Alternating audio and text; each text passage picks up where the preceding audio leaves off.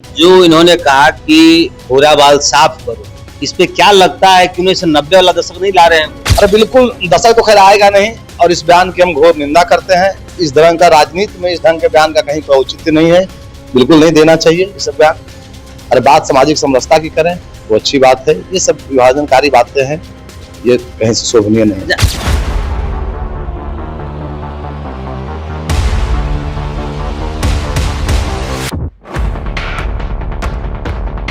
आप देख रहे हैं केवल सच न्यूज। नमस्कार, प्रणाम। आप देख रहे हैं केवल सच न्यूज। अभी हम वाटरगंज विधानसभा में हैं। हमारे साथ जुड़े हैं जिला परिषद प्रतिनिधि, जिला परिषद और अंजनी जी। इनसे हम जानना चाहें कि वाटरगंज विधानसभा में अभी एक ट्रेडिंग चल रहा है अशोक महतो का कि भूरा बाल साफ करो, इसी पे आज हम चर्चा करेंगे। सर, ये भूरा बाल साफ करो, ये क्या उनका बयान जो आ रहा है? अभी बयान, ये सवाल तो उनसे पूछते तो ज्यादा बेहतर रहता है। हमसे जो पूछ रहे हैं सवाल, क्योंकि जो बोले हैं कि भूरा बाल साफ करो, हम इस बात की प्रासंगिकता वर्तमान परिप्रेक्ष्य में कहीं नहीं देख रहे हैं। तो इस बात को हम लोग बहुत गंभीरता से ले भी नहीं रहे हैं, बिल्कुल गंभीरता से नहीं ले रहे हैं हम लोग। अब काहे बोले, क्यों बोले, वो तो जाने, वो उनका क्या। उनके बारे में से अपने आप को उनके जो सहयोगी हैं, जो साथी हैं, वो कहते हैं सरदार। क्या लगता है कि वो सरदार जनता का सरदार है या फिर अपने आप में सरदार? अब अपने मन से हम अपने आप को आज नरेंद्र मोदी कहने लगे कि हम देश के प्रधानमंत्री हैं, तो या 10 लोग हमारे साथ रहता है, हमारे साथ भी, तो वो लोग बोले तो बोल।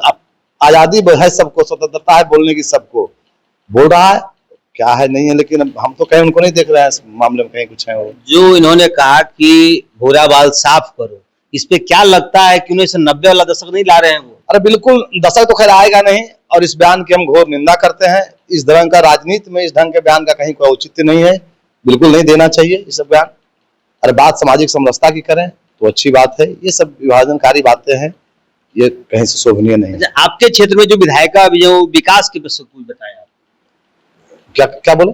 आपके क्षेत्र में जो विधायिका भी है, वो विकास किस तरह से किए? क्योंकि अभी ने स्टेटमेंट है एक सरदार का कि अगर हमारे साथ कोई अगेंस्ट में आता है तो विकास की बात करके अगर आए तो हम तैयार हैं। देखिए, अरुणा जी या सरदार जो बोले, या हर कोई जो प्रतिनिधि हैं या बनना चाहते हैं, तो उनकी बात क्या होना चाहिए बताइए?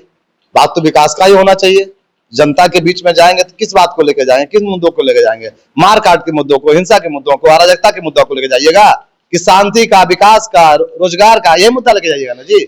तो अगर विकास की बात करते तो हमारे क्षेत्र में आप घूम रहे हैं तो सड़कों से घूम रहे होंगे, सड़कों की स्थिति देखे होंगे। आप मेरे पास बैठे, पंखा चल रहा है, बिजली की स्थिति देख रहे हैं। वार्षिक अस्पताल जाके देख लीजिए कि स्वास्थ्य की क्या व्यवस्था है। रोजगार के यहाँ देखिए, उद्योग लग रहा है, लोगों को रोजगार मिलेगा। तो अब क्या चाहिए? लगातार सरकार देख रहे हैं कि शिक्षा में बहाली बहुत सारा किया। लगातार सरकार अभी देख रहे हैं कि लोगों के बीच में, बुजुर्ग लाचार लोगों के लिए, वृद्धा, विधवा, सारे लोगों के लिए, विकलांग लोगों के लिए पेंशन की राशि को बढ़ा करके 400 से 1400 कर दिए, 1100 कर दिए। तो इसको विकास नहीं कहते हैं? अभी कल का देख रहे हैं कि सरकार कैबिनेट में पास किया है कि स्टूडेंट क्रेडिट कार्ड पे जो लोन मिलता था बच्चों को पढ़ने के लिए, उच्च शिक्षा के लिए 4 लाख तक, उसमें विदाउट कोई इंटरेस्ट नहीं लगेगा।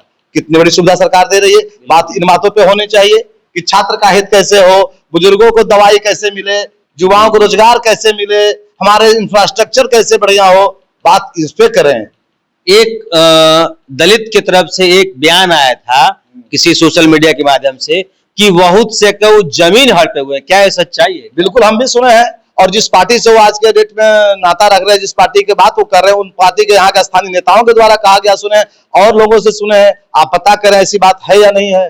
हम भी सुन रहे हैं हर लोगों से कि उनकी उत्पत्ति हुई है दलित को मार कर, उनको दबा कर, उनके प्रॉपर्टी को कब्जा करके पूरी दलित बस्ती को उजाड़ दिया वो। लेकिन वो कहते हैं दलितों का नहीं। अरे मसीहा अपने मन को बोल रहे हैं दलितों, वंचितों, शोषितों का, उसी का दमन करके। नेता तो है ही नहीं। नेता कैसे, नेता किसको मानते बताइए ना? अभी तो नए नए आए ही हैं, अभी देखें। विधायक अभी सांसद चुनाव लड़े थे वो, अभी फिर उससे नीचे आगे विधायक लड़ने के लिए, क्या लगता है इसके बाद वो क्या? अगले बार पंचायत चुनाव लड़ेंगे वो।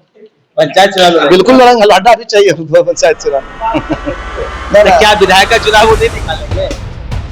अरे वो लड़ेंगे, अभी उनका पहले घोषणा हुआ है, उम्मीदवारी हुआ है उनका फाइनल। उनकी पत्नी की बात, पत्नी की बात हुआ है क्या? पार्टी ने घोषणा कर दिया क्या कि हमारे उम्मीदवार यहाँ से अनिता देवी हैं? कह रहे हैं कि गठबंधन में भैया, अभी गठबंधन की बात है, कांग्रेस का सीट रहेगा, राजद का सीट रहेगा, और दोनों में से प्रत्याशी कौन घोषित होंगे तब अपने आप को। अभी तो कंट्रोवर्सी देख रहे हैं, कभी कहीं बोल रहे हैं मोकामा से लड़ेंगे, कभी कह रहे हैं कि अस्थामा से लड़ेंगे, कभी कहते हैं कि वहाँ सूर्यहास लड़ेंगे। या नहीं लड़ेंगे क्या पता, या इसी तरह के बेतुकी बातें करते घर में सो जाएंगे अनाप शनाप बोल करके।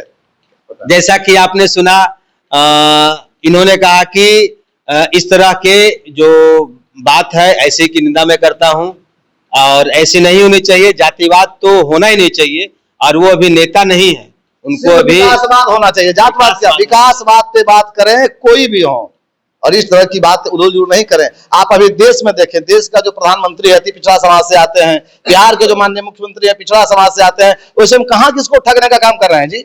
यहाँ कोई तो विधायक की चुनाव लड़ेगा, लेकिन यहाँ मुख्यमंत्री कौन बनेंगे, देश के प्रधानमंत्री कौन है, उन लोगों का नारा क्या है, सबका साथ सबका विकास सबका विश्वास सबका प्रयास। उसमें इन बातों का कहां औचित्य रह जाता है, कहते औचित्यहीन बात बोलते हैं। इनको लगता है कभी घर में रह करके ना कॉमेडी करने का मन होता है, कॉमेडी वाली बात बोल देते हैं, बच्चा लोग हंसता होगा, युवा लोग देखता होगा हंसता होगा। उनको सीख लेनी चाहिए, हम नसीहत देना चाहते हैं आपके चैनल के माध्यम से, इस तरह की बातों से उनको बचना चाहिए, परहेज करना चाहिए। जैसा कि आपने सुना इन्होंने क्या कहा, रजनीकांत केवल सचिव नवादा से।